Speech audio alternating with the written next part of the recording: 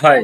अब हम डिस्कस करें लेटेस्ट सी बुक के चैप्टर नंबर 16 जिसके अंदर हम डिस्कस करने वाले मल्टीपल स्ट्रिंग्स को हैंडलिंग कैसे करते हैं। तो अब मल्टीपल स्ट्रिंग्स को डिक्लेयर कैसे करते हैं, इनिशियलाइज कैसे करते हैं, वो तो जस्ट हम प्रीवियस वीडियो के अंदर देख चुके हैं। अब हम देख रहे हैं क्या एरे ऑफ स्ट्रिंग के साथ में या कि मल्टीपल स्ट्रिंग्स के साथ में पॉइंटर्स का कैसे यूज करते हैं, मतलब array of pointers to string. जैसे कि नाम ही डिफाइन करा, array of pointers to strings, मतलब कि एरे ऑफ स्ट्रिंग्स नहीं है, ये क्या है, array of pointers to string.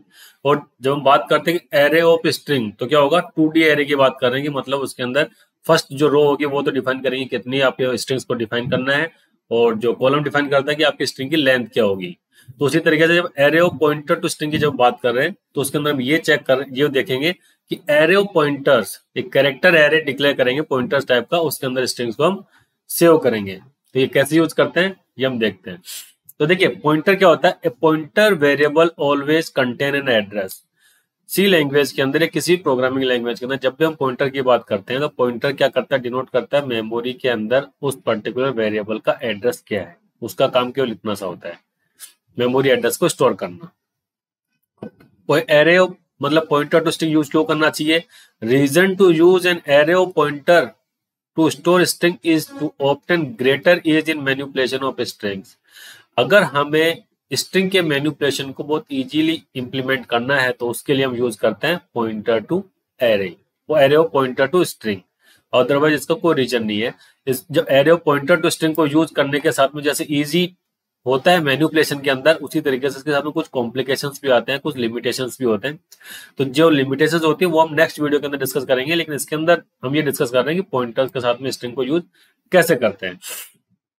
अब अगर हम पॉइंटर का यूज ना करके अगर नॉर्मल तरीके से 2D एरे को डिक्लेयर करते हैं, जैसा कि हमने प्रीवियस वीडियो के अंदर देखा था कि किस तरीके से स्ट्रिंग को डिक्लेयर करता है, यहाँ पे जब हमारे पास में दो ओपनिंग एंड कैपिटल ब्रैकेट्स हैं, एक कैपिटल ब्रैकेट है उसकी जगह पे यहाँ पे दो थे, जो कि फर्स्ट वाला डिनोट करता है नंबर ऑफ स्ट्रिंग्स को और सेकंड वाला डिनोट कर रहा था क्या, स्ट्रिंग्स की लेंथ को। लेकिन यहाँ पर हम डिफाइन क्या करते हैं, कैरेक्टर एरे, एक पॉइंटर एरे है, कैरेक्टर एरे है जो कि स्ट्रिंग्स को होल्ड करके रखता है कि कितने कैरेक्टर एरे को ये करके रख रहा है। तो इसके अंदर देखिए ये स्ट्रिंग आ गई, ये आ गई, हर स्ट्रिंग की लेंथ अलग है। इसके अंदर देखिए 1 2 3 4 5 6, इसके अंदर 5 है, इसके अंदर भी 5 कैरेक्टर है, इसके अंदर 1 2 3 4 5 6 7, इसके अंदर 7 कैरेक्टर है।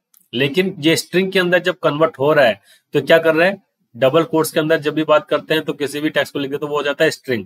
स्ट्रिंग हो गया तो कैसे आएगा, 1 2 3 4 5 6, इसके साथ में एक और कैरेक्टर अपेंड हो चुका है जिसको हम बोलते हैं नल कैरेक्टर /0। तो उसकी ओवरऑल लेंथ कितनी हो जाएगी 7, इसकी कितनी हो जाएगी 6, इसकी कितनी हो जाएगी 6। अब इसकी देखते हैं कितनी है 1 2 3 4 5 6 7 8 9, जबकि ये हो गया 9 कैरेक्टर का। अब इसी तरीके से अगर हम इस तरह की स्ट्रिंग्स को स्टोर करना होता है जिसके अंदर 9 कैरेक्टर मैक्सिमम जा रहे हैं, तो यहाँ पे हम एरे जब डिक्लेयर करते हैं तो इनिशियलाइज करते हैं तो एरे की लेंथ के अंदर कॉलम को डिफाइन करते हैं कितना 9, कि उसके साइज 9 तक की हम स्ट्रिंग्स को स्टोर करेंगे। लेकिन हमने केवल पॉइंटर डिफाइन कर दिया, तो पॉइंटर के साथ में हमने यहाँ पे लेंथ डिफाइन नहीं करी, तो उसका हमारे पास में यूज क्या आएगा कि आपके पास में जो मेमोरी आएगी, मेमोरी एलोकेशन होगा वो हमारा जितना रिक्वायर्ड है उतना ही होगा।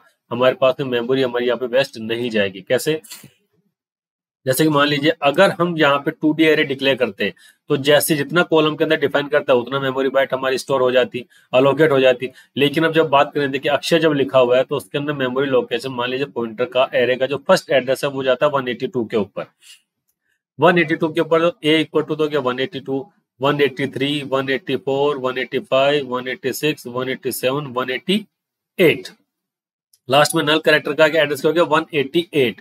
अब जो नेक्स्ट स्ट्रिंग जो स्टार्ट आ रही है ये स्टार्ट हो जाएगी हमारी 189 से। जबकि अगर यहाँ पर हम कैरेक्टर एरे डिफाइन कर रहे होते तो जो लेंथ होती कॉलम की, अगर वहां पे 10 होती तो ये 182 से लेकर के पूरा 10 तक जाता, मतलब कि 191 तक तो ये सीधा सीधा इसी वेरिएबल के अंदर स्टोर हो जाता। तो हमारे पास में जो 189 88 पे खत्म हो गया, उसके साथ में 3-4 जो बाइट थी हमारी एक्स्ट्रा यूजलेस हो जाती, बेकार हो जाती, मेमोरी ऑक्यूपाई हमारी हो जाती। तो एरे का यूज करने का सबसे बेनिफिट तो ये होता है कि हमारी मेमोरी का हम अच्छे तरीके से यूज कर पाते हैं। जैसे देखो 188 पे खत्म हो गया, सेकंड आया ये 89 पे आएगा, तो ये देखिए 189 से शुरू हो गया, कहाँ पे 189 90 91 92 93 और नल कैरेक्टर हो गया 194 के ऊपर।